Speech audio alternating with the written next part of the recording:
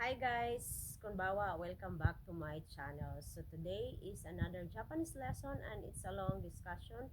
So I need you to stay focused so you will able to understand the things that we are going to discuss this evening. So kung nung nakaraang video natin ay pinag-usapan natin kung ano ang pwede nating pamalit or panghalili sa sentence na shtoga ipay, which is komo na translated as crowded in English.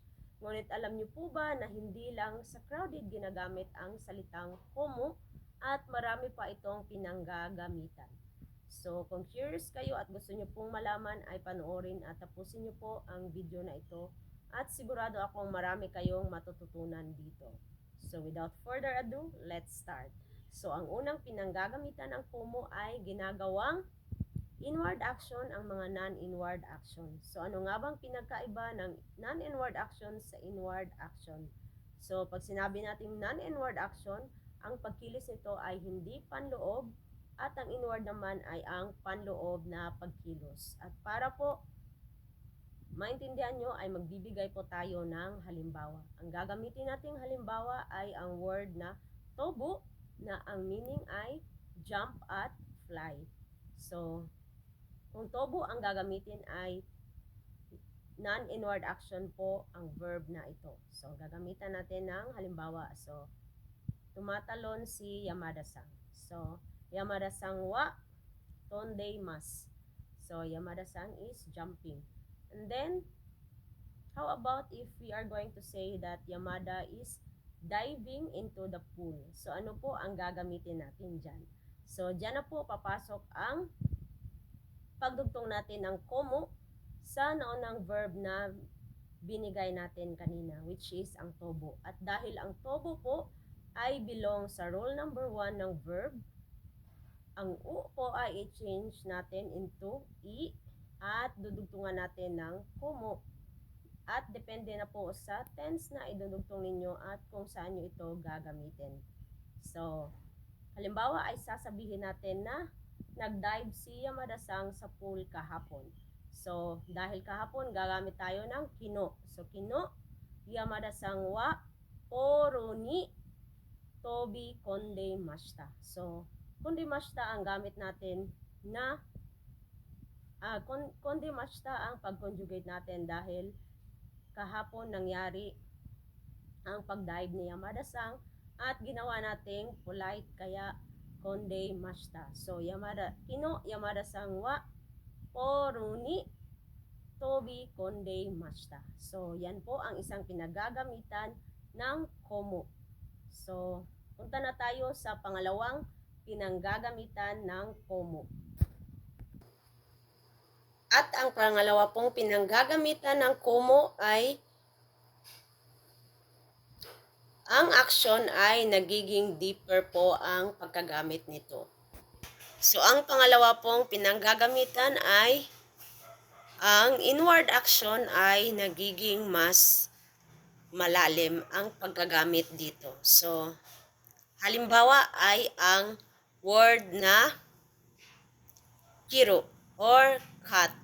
At gagawin natin into deeper ang inward action dito. So, pag sinabing cut, so ang action na ito ay inward na. At lalagyan lang natin ng word na komo para mas lumalim pa ang kahulugan niya. So, example natin ay koko ni kirikonde kudasai.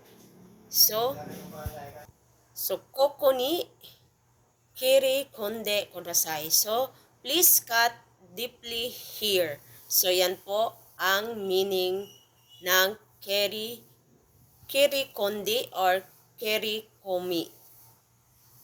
Pwede na natin sabihin na koko ni kirikomi o irite kudasai. Or pwede na diretso na tayo sa koko ni kirikonde kudasai. So, yan po ang pangalawang pinanggagamitan ng word na komo. Ginagawang mas deeper pa po ang inward action. So, yung pangatlo na pinanggagamitan ng komo ay action gets enriched or pinagyayaman nito ang action na ginagamit natin sa sentence. So, ang good example dito or best example ay ang hanasu, which is to speak. At paglalagyan natin yan ng kumu ay nagiging to speak in a longer time. So, hanashi, kumu.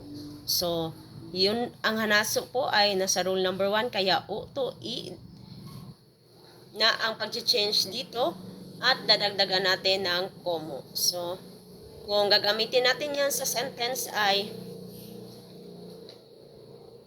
Yamada-san to An-san wa hanashi kondeimasu. So, mahaba-haba ang pag-uusap ni Yamada-san at ni An-san. So, yan po. Ang action ay nagiging action becomes enriched or pinagyayaman po ang action na ginagamit sa sentence. So, Yamada-san to An-san wa hanashi kondeimasu. So, Yamada and An-san is having a long conversation. So, yan po ang pangatlong pinaggagamitan ng komu. So, tandaan nyo po kung ang ibig nyong sabihin ay ang matagal or mataas na pag-uusap. So, gagamitan na po natin yan ng komu at idudugtong natin sa verb na hanaso.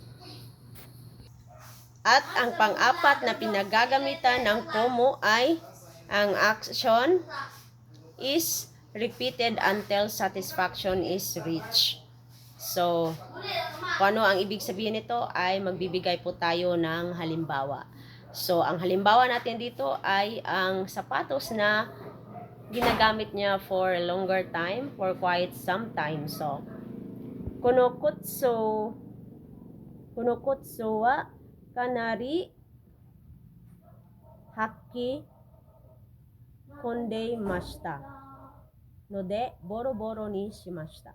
So, ang sapatos na ito ay palagi kong ginagamit kaya na worn out na ito or nagka-sira-sira na. So, haki, ang hako ay ang pag-wear ng pang-ilalim